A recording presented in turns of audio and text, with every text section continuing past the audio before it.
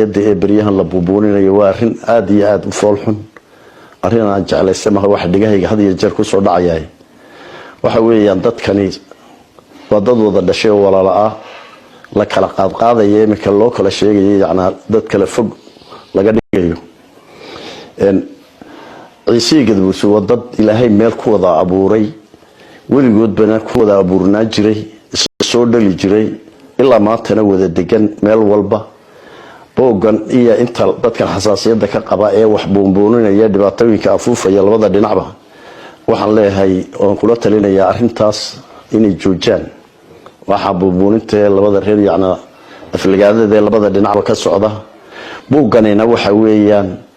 waa xeer Soomaaliyeed xeer Ciise haduu yahay Ciise waa walaalkay haddaan samaroonahay waa aanu ila dhashay waa walaalkay waa nin dira waa xeer direedwi oo haddana xeer Soomaaliyeed way wax laga xumaan kara maaha meel kasto ay Soomaali joogto yaa la geyn karaa Siilac baa la geyn karaa Boorama la geyn karaa Harawa la geyn karaa oo lagu soo dhaweey karaa wax walaalkay sameeyay inaan ma yaacna wax xun aan u qaato maaha yani waxa weeyaan anigu waxaan leeyahay hal la joojo yaacna waxyaalaha khaladka ah la sameeyo labada dhinacba dadka inta aqliga gaaban li waliba ay shidayaan iyo dadka da'da yareen wali ana way arag ahay ummadahu la kala fogeeyana wax faa'iido laga helaa jirtay ummada kulka la isku soo dhaweeyay la walaaleeyay iyo wax ka dhashaan ummadana waxa weeyaan deegaanka wada degan waa ummad baahanba waa dad eeriyadan ay ku nool yihiin ba dhibaatadii adduunka oo dhan way ku dhantay wada malaha biyo malaha nolol jirtaaba ma jirto wax barasho kuma helaan waa dad deegaan baabacsan weeyay ay ku nool yihiin halkay ka fikiri lahayn midnimadooda iyo walaalnimadooda iyo wax qabsigooda iyo inay wada jir sameeyaan oo nolol yaana midaysan abuuraan yaa la abuuraya intii la filqiyo hajira mashaariic imika adduunku ugu deeqayba jirta wada weyn oo ka soo socota jirta Djibouti ilaa gobolka Awdaliya wada maraysa halka ka galaysa jigjiga ka tagaysa hatta waxaan la dhibaatada horumarkii deegaanka adduunkuba ugu soo deeqayay hor joogsanaysa waa dad iyaga laftoodu labada dhinac ka adeegto sita nolol xumada wixii ay kaga bixi lahaayeen iyaga laftoodu burburinaya umada kolka mididii isku dili lahayd ayadu wadatana mushkilad weeyaan waxaan leeyahay shabaaka la iska naaro dibi kama jirto xeerkanna waa xeer walaalkii sameeyay waxba kama qabo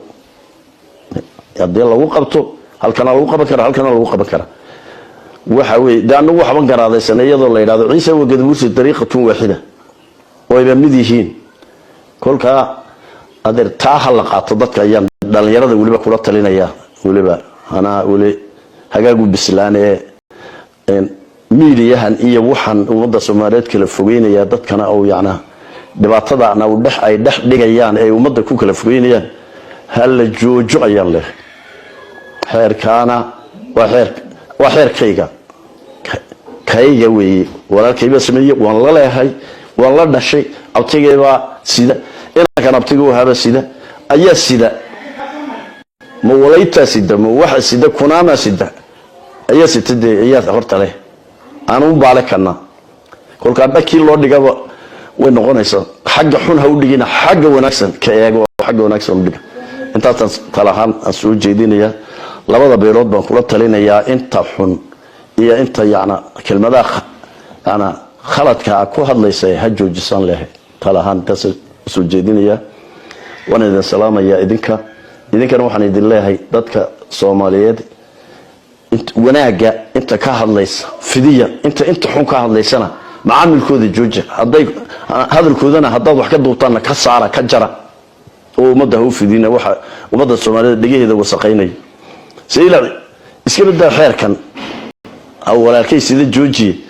reer baar xeer u leeyahay hadii ay la yimaadaan waa dhul Soomaaliyeed Siilac xeerkooda waan soo ku soo dhaweynayna oo lagu soo dhaweey inta sidinayna si xun u dhigin wayna boonboon iyo wasi kale u wadina xeer dhaqan hakana ha ahaado inta kale meesha Allah ay ku wada abuurayna wayna soo wada dhaweyn fiican ay ku soo wada dhaweeyaan iyo wanaag iyo xumaatadana laga saaro ummadan ayaan anigu talahaan soo jeedinaa. Assalaamu calaykum waraxmatullaahi wabarakaatuh. daawadalkaasi waxa uu ahaa Xaaji Maxamuud Aare Miicaad oo kamid ah madax dhaqameedka deegaanada gobolada galbeedka iyo sidoo kale Itoobiya oo ka direeyay baaq nabadeed isla markaana bulshada ku dhaqan deegaanada magaalada Seylac ugu baaqayay inay ilaalshadaan wada noolaashahooda bulshadeed. Imraan Xuseen Aadan wararka telefishinka MMTV Boram.